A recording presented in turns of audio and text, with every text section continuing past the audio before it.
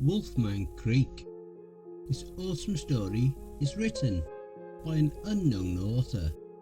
Be sure to check out the Creepypasta fandom page for further stories.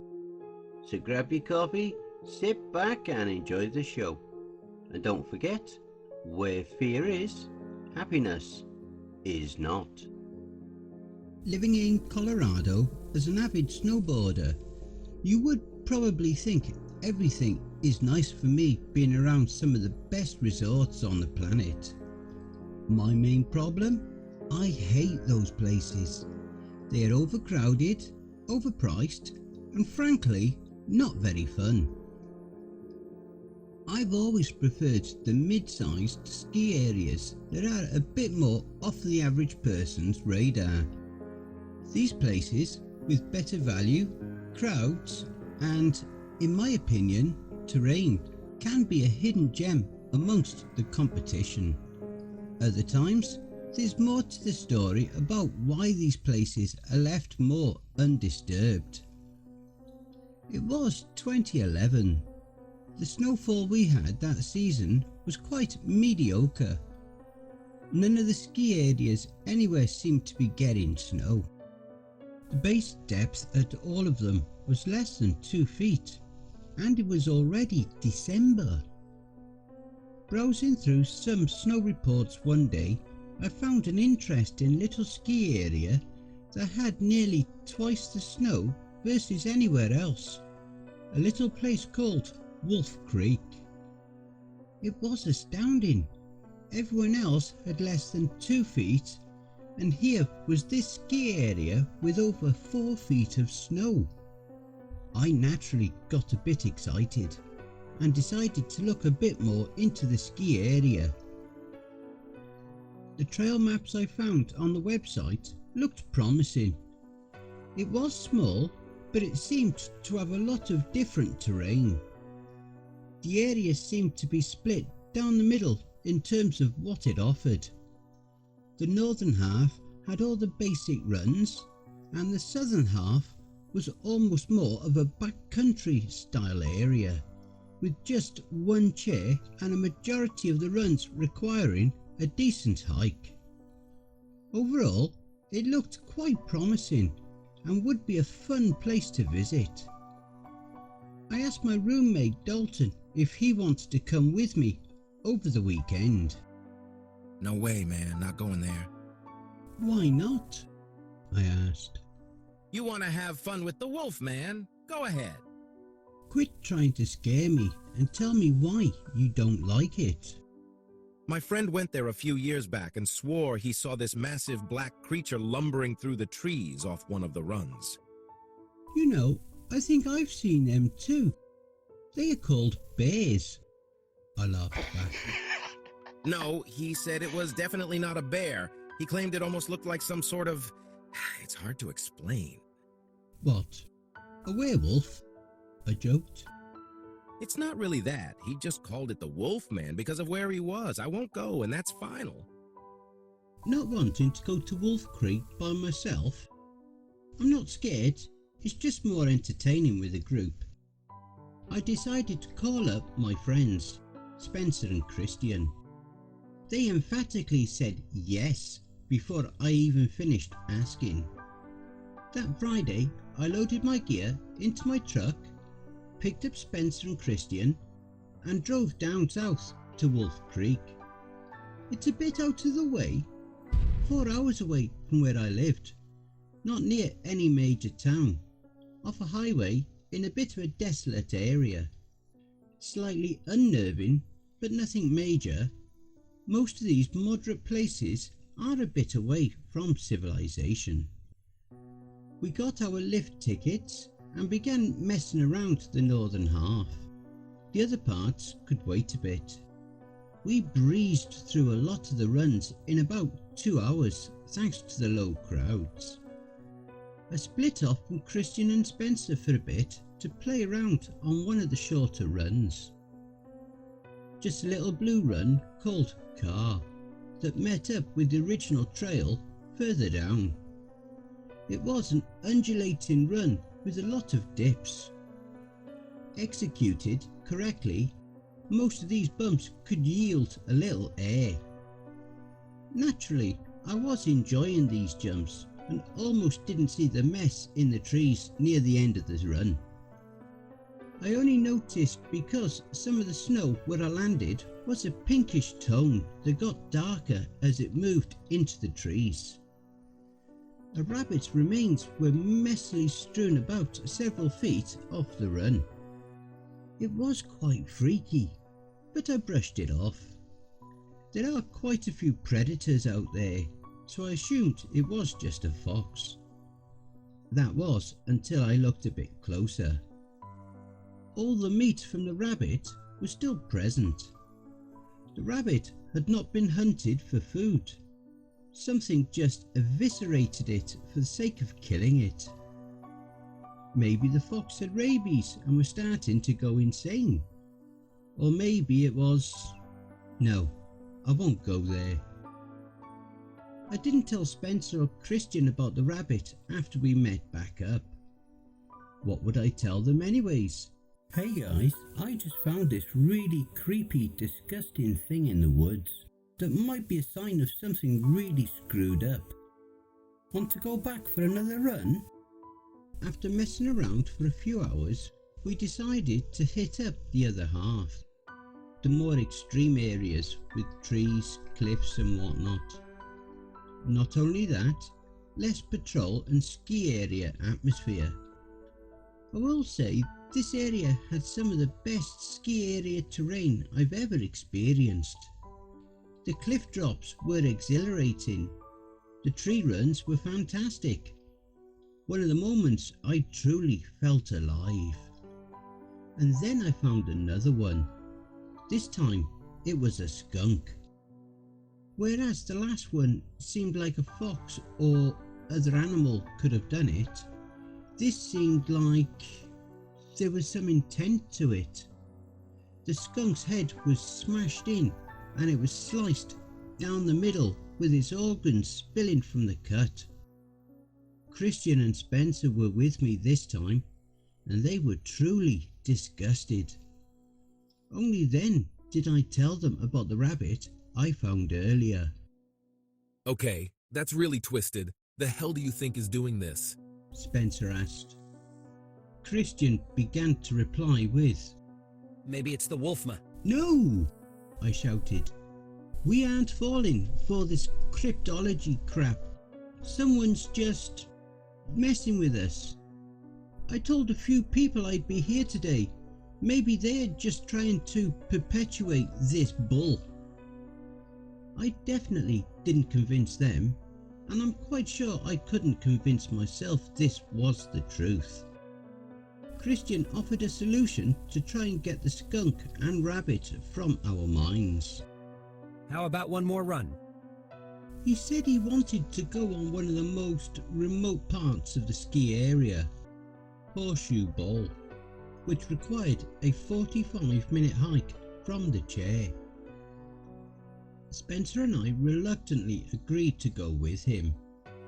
The access gates to the terrain closed a few minutes after we got through, leaving us with about an hour or so of sunlight. We had to hike fast and get out before the sun set. Plus, with the crap we've been seeing today, I wouldn't want to be stuck here at night. While great on the board, I'm terribly slow at hiking, especially in deep snow and high altitude. Thus, the estimated 45-minute hike turned into an hour. The bowl was great, but I couldn't really appreciate it under the constraints we were facing. With the sunlight fading fast, we decided to try and cut through the trees at the bottom of the bowl to save some time. Naturally, we got a bit turned around in the trees. We had essentially lost our race with the sun, and our brilliant little shortcut totally backfired when we were plunged into the near total darkness. The temperatures dropped way low and the wind started to pick up, almost howling. There was no other option. We had to find our way out before we froze to death. And let me tell you, trying to snowboard through the trees, essentially blind, becomes a lot more terrifying when it's choice between that or dying. Christian was ahead when we saw him vanish. Well, I guess the darkness began playing illusions because he just went off a small cliff. Then Christian screamed. Strained, horrified and blood-curdling. He was obviously terrified of something. But what? Spencer and I found Christian with his legs snapped. Guess he broke it from going off that cliff. Natural reaction to such an injury. But it was what I saw afterwards that made me realise why he was screaming so much. A deer, completely skinned, hanging from a branch with his entrails removed and neatly lined up at the base of the cliff. Blood was smeared onto the rock face, but the darkness prevented me from seeing if it was actual writing. I would have tried to analyse it more if the saplings nearby hadn't started shaking. We tried to calm Christian after we heard the rustling. Whatever was out there, we couldn't afford to give it our location. The rustling got louder and Christian began hyperventilating more and more. Fortunately, it was just a squirrel scampering along the trees. No big deal. Thought it would be a little more along the lines of... Snow began crunching. Heavy breathing became more audible. Whatever had been doing this had found us. We unstrapped our boards and tried to hustle down the hill. Carrying Christian while running for our lives in deep snow was a real burden, and the noises behind us started gaining. Closer and closer with every step, until I could feel it breathing down my neck. It struck with full force. A massive deformed hand reached between me and Christian and threw me off my friends. The darkness prevented me from seeing the thing's details, so I can't really tell you about its appearance other than being massive, at least 10 feet tall, roughly shaped like a disproportionate person mixed with who knows what kind of animal. I had to try and get it off my friends, so I hastily made a snowball and pegged the creature in the head. It wrenched its head around and stared at me with the most grotesque grin spreading across its face. My image in the pale moonlight reflected in its eyes, its face coming closer and closer to me until I could smell its wretched breath. I had gotten the creature's attention off my friends, but now it was fixed on me. Really wished I had planned this through more. I tried inching back, but that set off the beast. It let out an insane cackle, roar, and attacked. I saw its massive fangs within inches of my face as its massive hand smashed into my face. And then I woke up in a hospital bed, hooked up to all sorts of machinery. I guess the thing knocked me out, as I have no idea what happened after the blow. The doctors came in and told me what happened. Ski Patrol heard screams from the mountain and found you at the bottom of a cliff with a fractured skull and deep lacerations. They brought you here, and we wasted no time.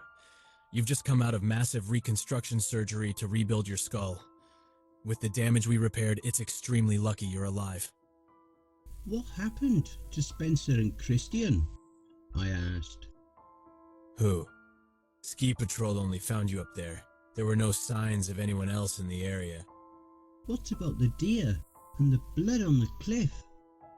What about that thing? Calm yourself. Delusions can be a side effect of the anesthesia you're coming off of. With that, the doctor left.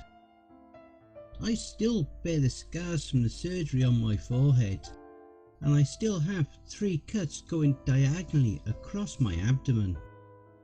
Spencer and Christian haven't been heard from, and repeated searches of the area have constantly yielded no promising results or leads.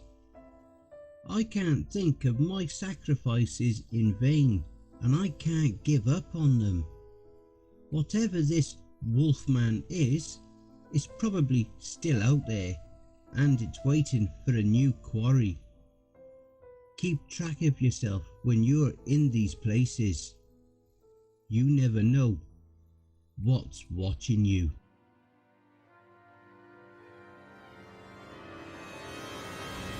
And I hope you enjoy the blooper reel.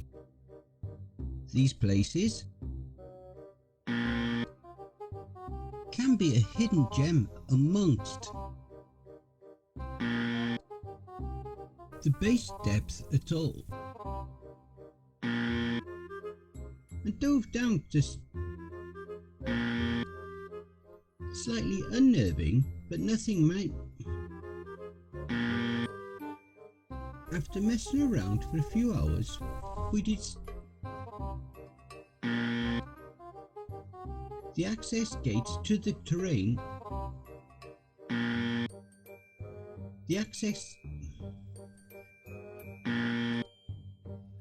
The bowl was great, but I couldn't really appreciate. And let me tell you, trying to snowboard through the trees, especially,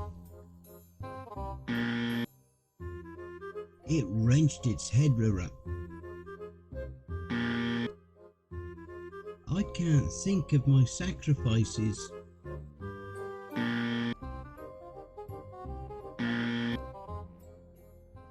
Hey family, please be so kind as to throat punch the like button and smack the ass of the subscription button as well. And remember to chokehold that notification bell and then select all. That way you'll receive all notifications each time I upload a new video. And by subscribing, you'll be the first to see all of our new spooky creepypasta stories. A very big thank you to the unknown author for allowing me to narrate this awesome story, and make sure to check out their Creepypasta fandom page for more brilliant stories. And why not hashtag Cryptids Roost in the comments. A huge thank you to all my Cryptids Roost community family too. We have now surpassed the 1000 subscribers mark. I am still adding a few new designs into the merch store, so please bear with me. I will be announcing our 1k subs competition in the next few days, so be sure to look out for it. If you would like to support us and throw me $1 or $3, I'd be very much appreciative. I do have PayPal, paypal.me/cryptidsroost. Alternatively, I have an account at buymeacoffee.com. You don't even need to register on either site to donate. I have a subreddit if you have a story you've written that you would like me to narrate for you. You can also follow us. All my socials are contained within the Linktree link below. And don't forget to check out the end screen. See above. That will also list some more videos in my back catalogue. All the links are below. Take care everyone, and I hope you all have a wonderful and peaceful night. And don't forget, where fear is, happiness is.